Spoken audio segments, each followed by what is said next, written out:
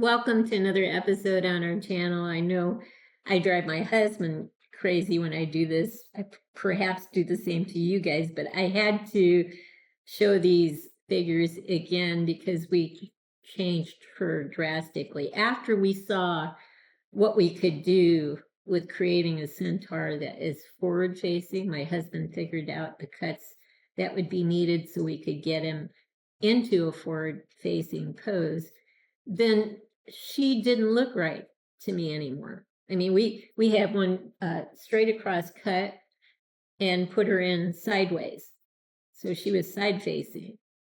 And she kind of looked good before, but then when we saw this, we said, or I said, can you put some more cuts in here so we can put her forward?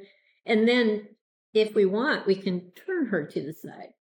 The way we had her in before was she was sideways facing. We could not turn her to face forward. So I'm so much happier that he was able to make these additional cuts and get her to look like him with that forward facing pose.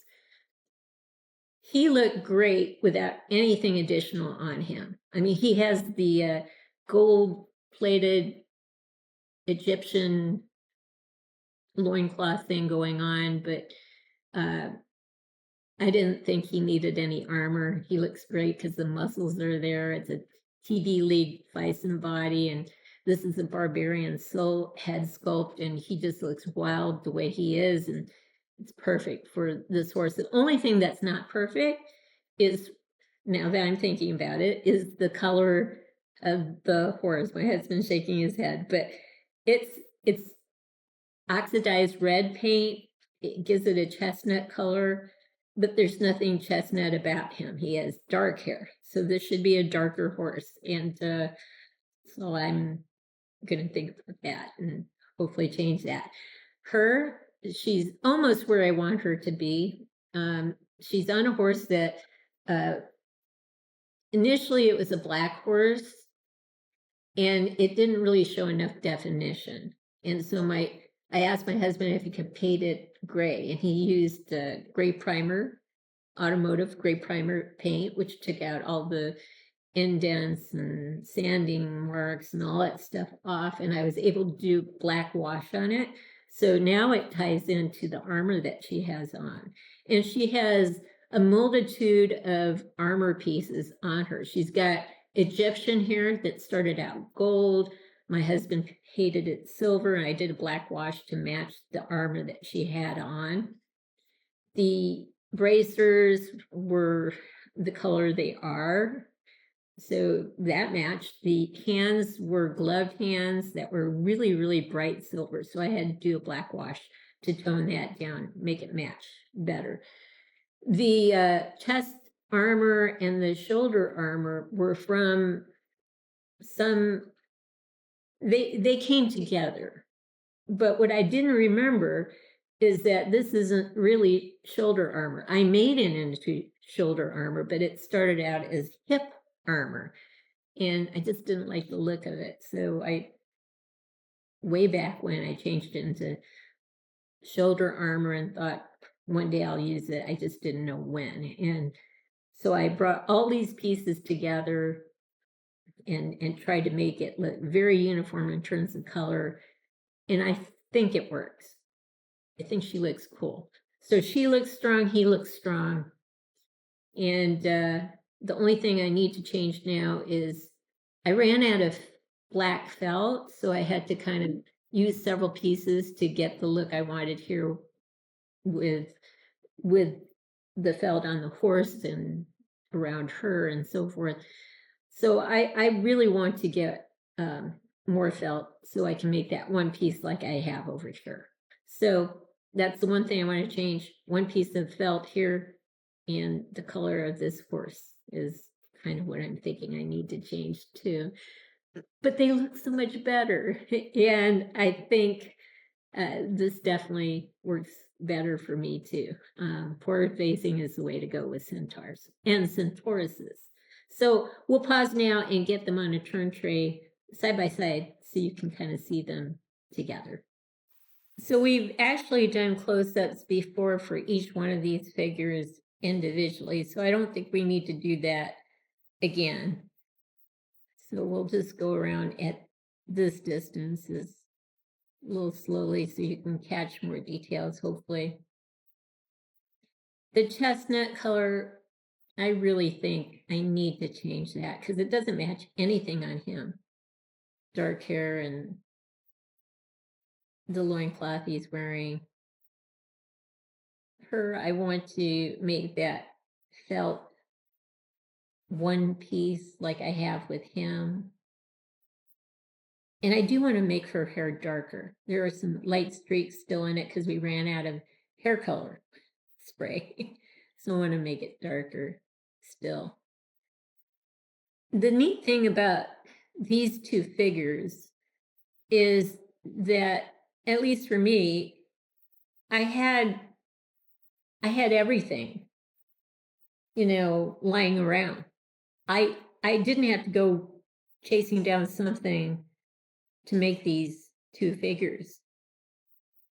If you're going to use a marked horse, which I would recommend because they're cheaper than a Mr. Z horse, and you really don't want to ruin a Mr. Z horse. Marked horse that already has broken ears or something wrong with its head would be ideal for this type of project. You're getting rid of a piece that you don't need. It's already damaged. You don't have to fix it. You just cut the head off, basically, make a few more cuts and then put a body in there. And centaurs are just awesome. I think these two figures are, my mouth dropped when I saw her, even though she was side facing.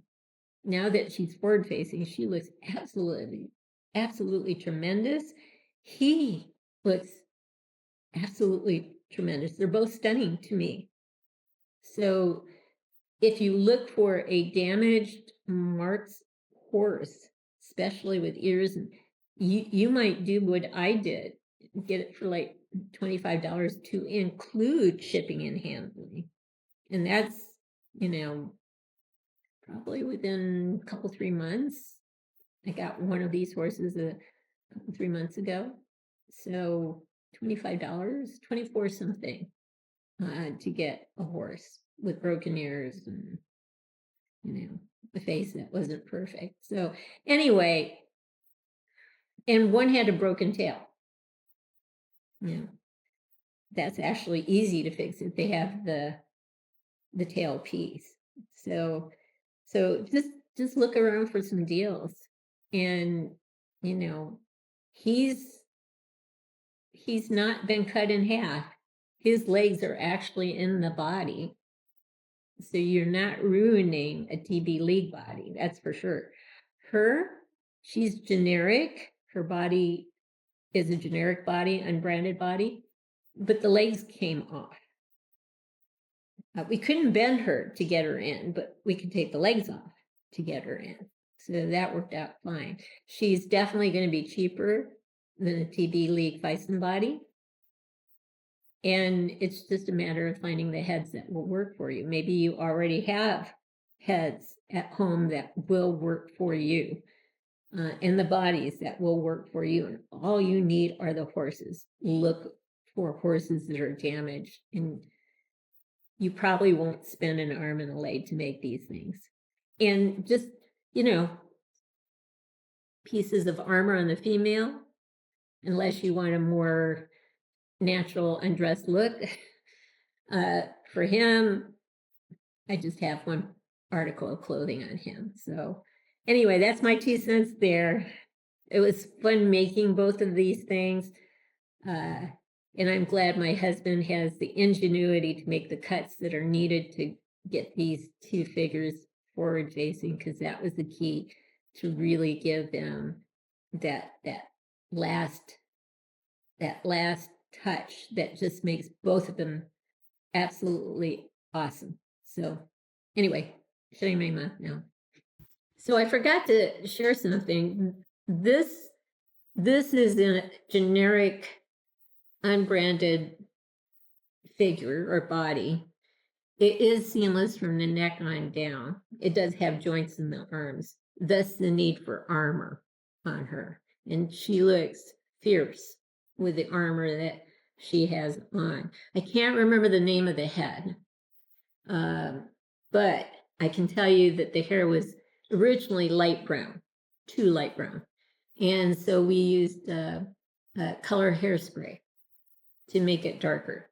So if you ever want to change the hair of something that has rooted hair, think of a different color hairspray to do that with.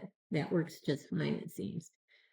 Now, this is a barbarian soul head sculpt on a TD League bison body. I could have put armor on him, but he's so ripped, he looks great as is. So, yeah, I think they both look great.